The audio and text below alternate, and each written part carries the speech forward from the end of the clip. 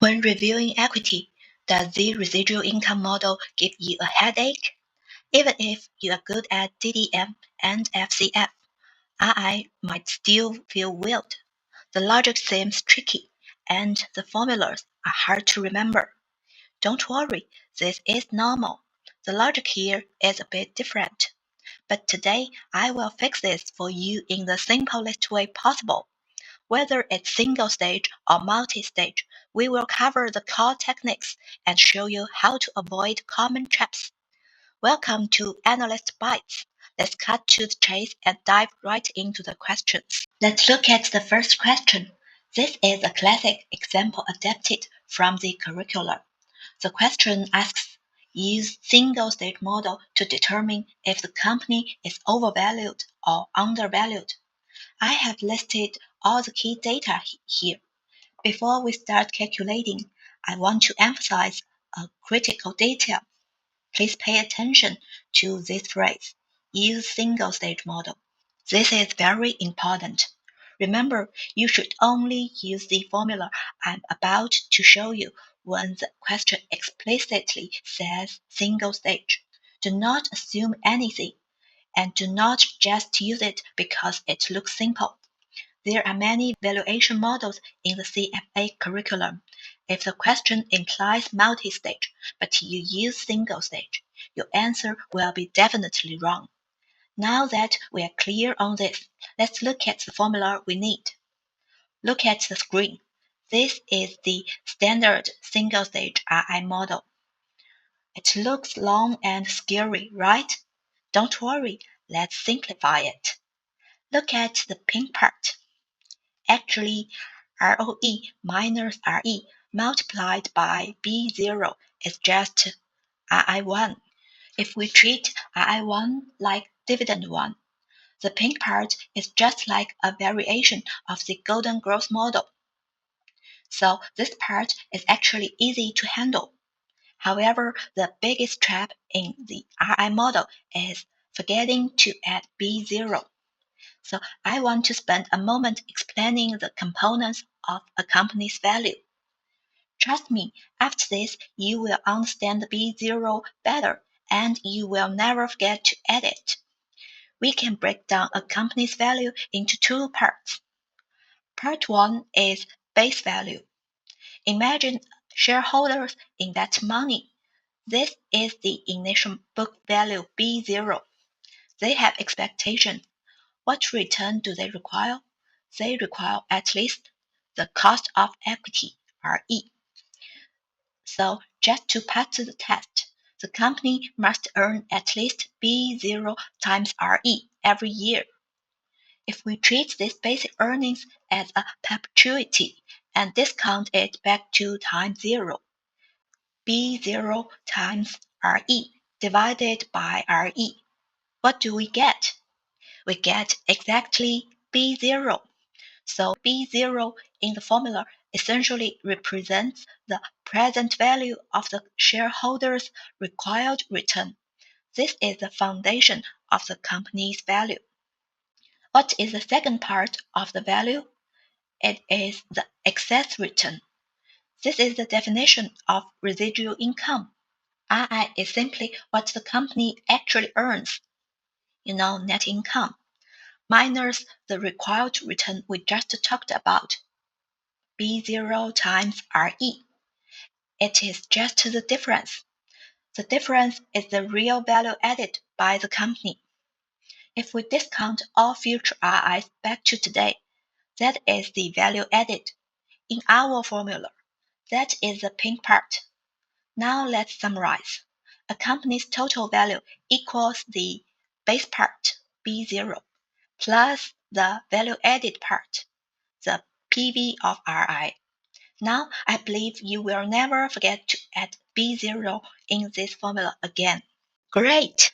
The theory is clear. Now let's crunch the numbers. Feel free to pause the video at any time. Follow my steps and let's practice together. Let's plug the key information into the formula. Go ahead and punch it into your calculator. B0 plus ROE minus RE times B0 divided by RE minus G. Alright, the final intrinsic value is 80.80. Did everyone get it right? But wait, we are not done yet. Remember, the question asks us to determine if the company is overvalued or undervalued. Pay attention here. There is another classic trap. What do we compare this 80.80 with? Look at the market price here. It is 126.05. Many students freeze up here. Is it overvalued or undervalued? Let me teach you a simple rule. Price converges to value. Imagine value is a lighthouse. It doesn't move. It is the truth. Price is a boat. It flows up and down with the market. Right now, the boat is at 126. The lighthouse is at 80. The boat is way too far. It's too high. What does this mean? It means the price is too expensive. If it's too expensive, it's overvalued. So the final answer is overvalued. Okay, we solved the problem. Let's spend 30 seconds to recap. For the single-stage model, there are 3 critical points to remember. Number 1, the numerator trap. Although one of the formulas for RI is net income minus RE times B0, be careful. If the question gives you all the ROE, RE, B0, and net income, always prioritize using the formula ROE minus RE times B0. Why? Because in previous mock exams, there have been traps. Sometimes the value calculated from NI minus equity charge is slightly different from ROE minus RE times B0. In that case, only the formula from the curriculum, which is ROE minus RE times B0, will give you the correct answer. Number 2, B0 again. Recall the 2 stacked cylinders we just saw. Do not forget to add the initial book value. Especially when you are tired halfway through the exam, it's easy to be excited and only calculate the second part, the excess return. So build the muscle memory. Write down B0 first. Number 3, the decision rule. Remember, price always moves toward value. Value is the lighthouse. Price is a boat. If the boat drifts away, it must come back to the lighthouse. So if price is higher than value, it's overvalued. If price is lower than value, it's undervalued. Okay, the warm-up is over. Now let's face the big boss, the multi-stage model. Same routine.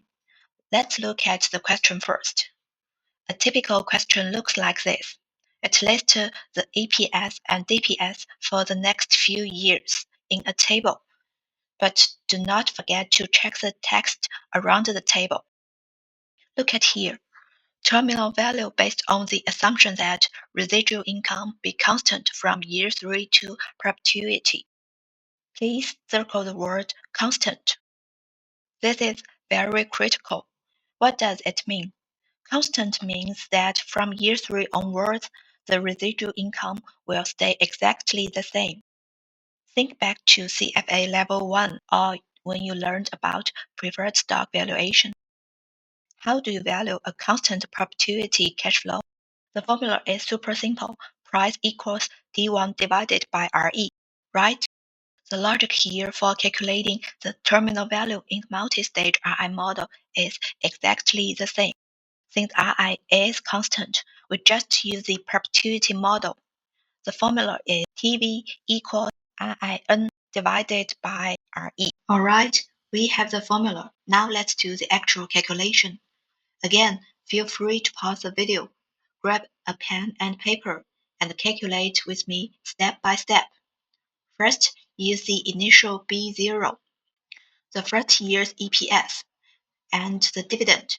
We can get II1. Next, can we calculate II2 straight away? You will realize that to find II2, you will need to find the book value at the beginning of the year, which is B1. But how do we find B1? Here, we use our old friend, the Bayes rule, to roll forward the book value. The logic is simple. Beginning book value plus net income minus dividends equals ending book value. So take B0 at the first year's EPS. Subtract the first year's DPS, and we get the ending B1. Once we have B1, plug it into the RI formula, and we can get RI2. By the same logic, we can also calculate RI3. Here is RI3. The process is actually quite simple. As long as you are patient and roll it forward year by year, you can calculate all the RIs. Okay, after calculating RI3, do we need to calculate B3 too? No, we don't. Why? Because the question says RI remains constant from year 3. That means we already have the numerator for our perpetuity. So no further calculation is needed. I3 equals I4 equals I5 and so on. Now, here is the last point, and it is where many people make mistake. If we use I3 as a numerator to calculate the terminal value, in which year does this value land? Think back to the perpetuity formula. V0 equals D1 divided by RE. Notice that D1 and V0 are 1 year apart. So if we use RI3 as a numerator, the terminal value lands at the end of year 2. When calculating, you can mark a little 2 here. Write TV2, just like I did. This will remind you that for the next step, this value belongs to the end of year 2. Here is the terminal value. Okay, after all that preparation, we now have all the puzzle pieces. We have RI1 for the first year, RI2 for the second year, and we have the terminal value that we just calculated, sitting at the end of year 2. Now we can start calculating B0. In this final step, we just need to discount all these future values back to time 0 to get the total present value of RI. And then, I must emphasize again, add the initial B0. Here, I strongly recommend do not calculate the PV of each cash flow manually. Directly use the CF and NPV functions on your calculator. Look at the screen. I put an Excel screenshot here. This corresponds exactly to the internal logic of your calculator. Master this trick and you can use it for FCF models or DDM models later. It makes calculations fast and accurate. Come on, pick up your calculator and press the keys with me. Press CF key. Remember to clear work. For CF0, enter 0. Note that CF0 is defined as the initial investment. So in these calculations, we don't need to enter anything for CF0. Start directly from C01. For C01, enter the value of II1. For C02, enter II2 plus TV2. Pay attention here. In year 2, we not only get the II2 for that year, but we also capture all the future value. So add these two numbers together and enter the sum as the second cash flow. Press NPV. and enter the discount rate I. Press the down arrow and hit Compute. The number on the screen is the sum of the present value of all future IIs. This should match the answer in my Excel screenshot. But wait, are we done? Not yet. You still need to take the NPV you just calculated and add the initial base value B0. Finally, we get the result, which is 85.71. Done. This multi-stage problem is solved. The steps are indeed a bit long. Now let's summarize 3 key points for the process. Number 1, take your time. When calculating, don't rush. Go step by step. Remember the base rule I mentioned before. Here is a base rule. To calculate next year's II, you must first calculate the previous year's ending book value. The logic is calculate BV1 first, then II2. Calculate BV2 first, then II3. You cannot skip steps in between. Number 2, I have to emphasize again, add B0. It's even easier to forget in this type of question. Why? Because you just did a massive amount of discounting and your brain is tired. Here is a little tip. If your final result is very far from the options, don't panic. It's very likely that you simply forgot to add the initial B0. Go back and check. Add it back, and you might get it right. Number 3, use your tools wisely. When facing a stream of cash flows to discount, especially if the question has 3, 4, or even more periods of II, do not calculate the PV of each one manually. Master the CF and NPV functions on your calculator. Enter each period's II and what else? Enter the final period's TV together with the final II into the corresponding CF slot. One click and you get the PV of all the excess value. This can save you at least half the calculation time and is much more accurate. The constant II scenario we just discussed is actually the simplest case in the multi-stage model. In the Level 2 exam, the Institute loves to test 2 more common and complex variations. One is where II fades away slowly, using a persistence factor. The other is where they directly give you the price and book value for a specific year, and you use the II principles to calculate the terminal value. I will break down the calculations for these 2 formulas in the next video. If you don't want to lose points on the II model in the exam, remember to hit subscribe and follow me. Finally, let me take a minute to introduce myself. I want to share why I started this channel. I am Elia. I passed my CFA Level 3 in 2019. My professional background might be a bit different from most instructors. For the past 4 years, besides my full-time job, I had a second role. I worked for a top-tier CFA provider in China, providing deep Q&A support on specific questions and topics. Over these 4 years, I have personally handled over 13,000 student questions.